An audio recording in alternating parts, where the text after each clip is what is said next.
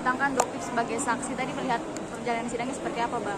Jadi kalau kita lihat sekarang sidangnya Nikita Mirzani, apalagi saksinya Doktif, itu semua jelas terurai bahwa ini tidak ada yang memang didasari satunya pemerasan yang dilakukan oleh Nikita Mirzani sesuai LP ataupun dakwaan, apalagi sampai di persidangan. Karena apa? Ini adalah terkait masalah satu produk yang memang ada masalah. Bang, tadi katanya JPU selalu memotong setiap saksi sama terdakwa berbicara. Dari pihak Saksi.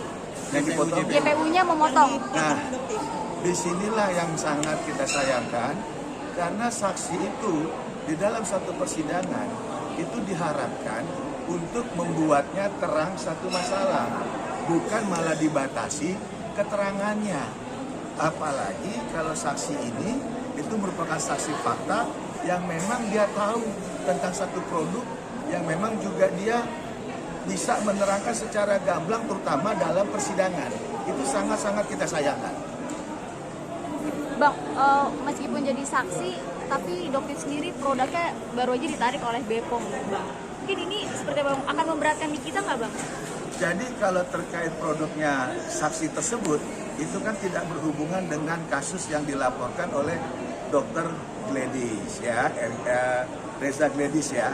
Jadi dari inti saksi yang dihadirkan pada hari ini, jelas kenapa sangat membuka terang dari suatu masalah, karena ini merupakan bagian yang memang di awal kan mereka menjadi dipanggil saksi di Polda Metro dulunya. Nah sekarang kita bisa dengar seperti ini, malah kalau kita kaitkan dengan dakwaan ataupun apalagi LP yang pertama dari Polda Metro dengan fakta persidangan hari ini, itu jauh. Itu yang kita sangat sayangkan, sehingga habis energi kita terkait sidang hari model seperti ini. Apalagi jelas indikasinya bahwa ini bukan terkait masalah adanya dugaan perbuatan pidana yang dilakukan di kita. Ini hanya semata-mata persaingan bisnis, ketakutan bisnis daripada dunia skincare kepada orang yang bernama Nikita Mirzani. Itu aja. Bang, ini kan kalau bisa dilihat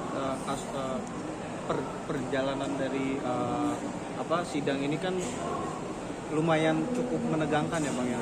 Melihat juga dari kemarin Nikita mengamuk gitu. Mungkin ini nggak sih Bang, kalau Abang sebagai praktisi hukum itu bisa memberatkan nggak sih?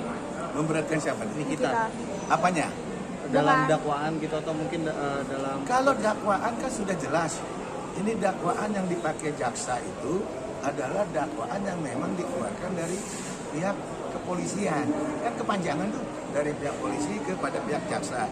Jaksa sekarang mendakwa daripada Nikita sebagai terdakwa. Jadi kalau masalah berat, ya otomatis harusnya kan dari awal kasus ini tidak sampai naik di persidangan. Tidak sampai itu.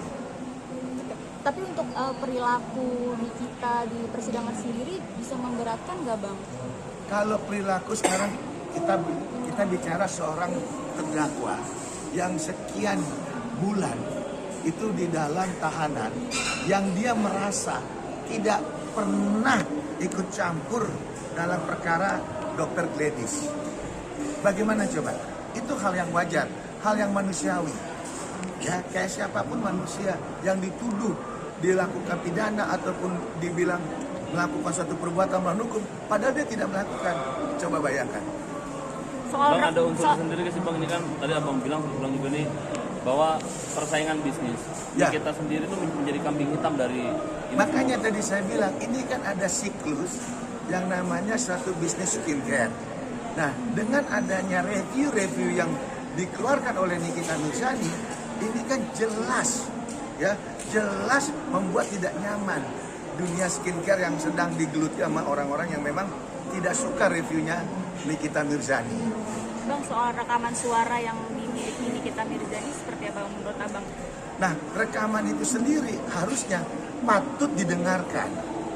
Ya, patut didengarkan. Nah, mungkin nanti pada saat sidang pembuktian, ya, itu mudah-mudahan hakim juga harus menyerahkan, harus mengizinkan kalau memang agendanya terkait pembuktian ataupun saksi ada charge ataupun saksi yang meringankan dari pihak terdakwa. Nggak boleh dibatasi. Ini kita bicara hukum acara. Hukum acara itu harus lengkap. Berarti kalau dari pandangan abang sebagai praktisi hukum, ini kasusnya Nikita itu sebenarnya memang tidak perlu disidangkan gitu ya bang ya? Sebetulnya tidak sampai ke persidangan karena apa? Dari awal pun sudah cacat. LP 368 detik-detik mau masuk ke dakwaan, mau dibikin P21 dirubah jadi 369. 369 kita lihat sekarang dakwaannya itu tidak ada namanya pemerasan. Yang ada adalah pencemaran. Yang ada adalah baper. Kan kita sudah dengar saksinya kemarin, saksi korban siapa? Reza. Kan dia udah cerita bahwa dia tidak personal apple to apple kepada Nikita Mirzani. Yang ada adalah dia dengan Oki, dengan siapa lagi? Mail baru ke Nikita. Ini bagai apa istilahnya? Bagaikan langit dan bumi, jauh banget sebenarnya. Ya kita bahkan bukan orang tolol ya. Kita bukan orang bodoh. Melihat persidangan seperti ini, penuh intrik, penuh rekayasa, penuh segala macam.